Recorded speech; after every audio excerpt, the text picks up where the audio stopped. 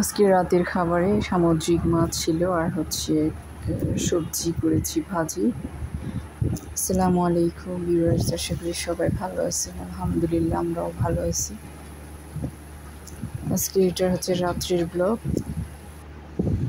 এটা হচ্ছে বিকেলবেলা, দেখেন অনেক বেশি মেঘ করেছিল আকাশে, প্রচণ্ড মেঘ, ঠান্ডা বাতাস, কিন্তু বৃষ্টি আসে না।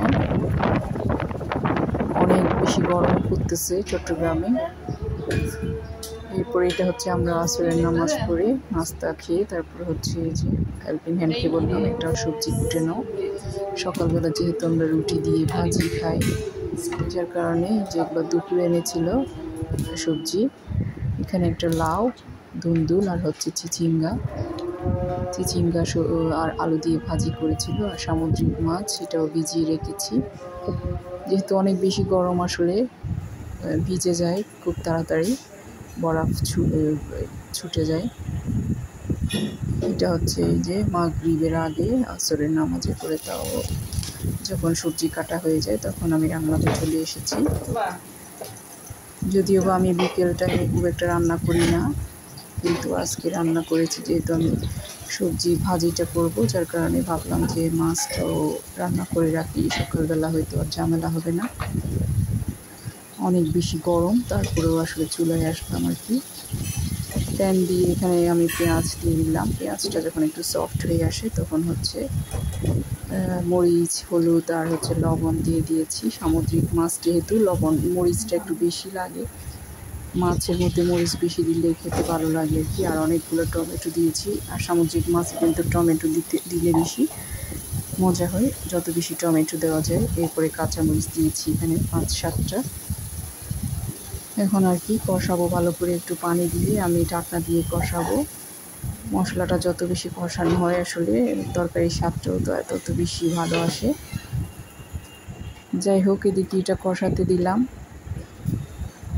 এরপরে হচ্ছে যে আবার ফ্রোজেন কিছু ধনিয়া পাতা দিয়েছি। আমার এগুলো কিন্তু শীতের সিজনে আমি অনেকগুলো ফ্রোজেন করেছিলাম ধনিয়া পাতা, এখনও রয়ে গিয়েছে। দেখা যায় যে সবসময় দেওয়া হয় না, তরকারির মধ্যে ভুলে যায়। আর এদিকে প্রচণ্ড গরম লাগতেছিল, তাই একটা তরমুজ বের করে নিলাম ফ্রিজ থেকে, ওইটাও খেয়ে নিয়েছি আমি। এরপরে হচ্ছে যে মাছটা দিয়ে দিচ্ছি, মশলা যখন কষানো হয় এরপরে হচ্ছে আমি মাছটা দিয়ে দিচ্ছি। তবে সামুদ্রিক মাছে একটু গন্ধ থাকে, কিছু কিছু মাছে অনেক বেশি গন্ধ হয়। আজকের মাছটা একটু গন্ধ ছিল।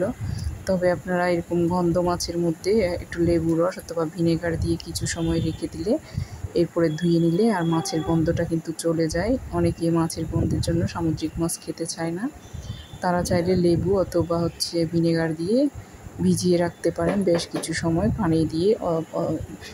পানির মধ্যে এক টেবিল চামচ লেবু অথবা ভিনেগার দিয়ে ভিজিয়ে রাখলে, অথবা পানি না দিলেও মেখে রেখে দিলে কিন্তু গন্ধটা চলে যায়, পরে ধুয়ে ফেললে আর মাছে গন্ধ থাকে না। যাই হোক, এদিকে আবার আমি ভাজিটাও করে নিব।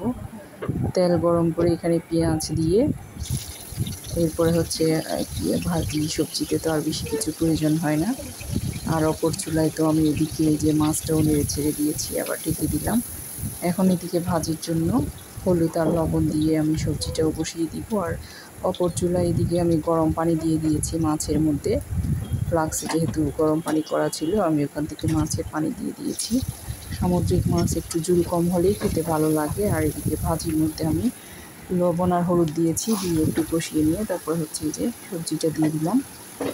আমি ভাজির মধ্যে একটু গরম পানি দিয়ে দিব। দেখা যায় যে অনেক সময় সবজি নালে সিদ্ধ হয় না, অনেকে পানি দেয় না সবজি ভাজির মধ্যে, লো হিটে রান্না করে নেয়, কিন্তু আমার কাছে মনে হয় যে একটুখানি পানি দিলে হয়তো সবজিটা খুব ভালো করে সিদ্ধ হবে।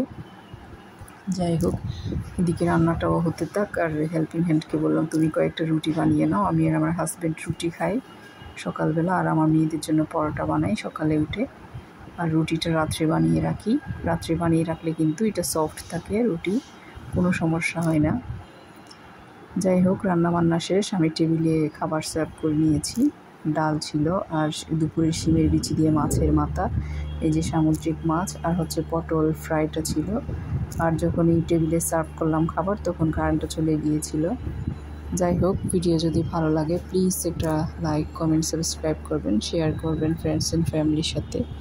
আর আপনারা সবাই ভালো থাকবেন, আমাদের জন্য দোয়া করবেন। আসসালামু আলাইকুম সবাইকে।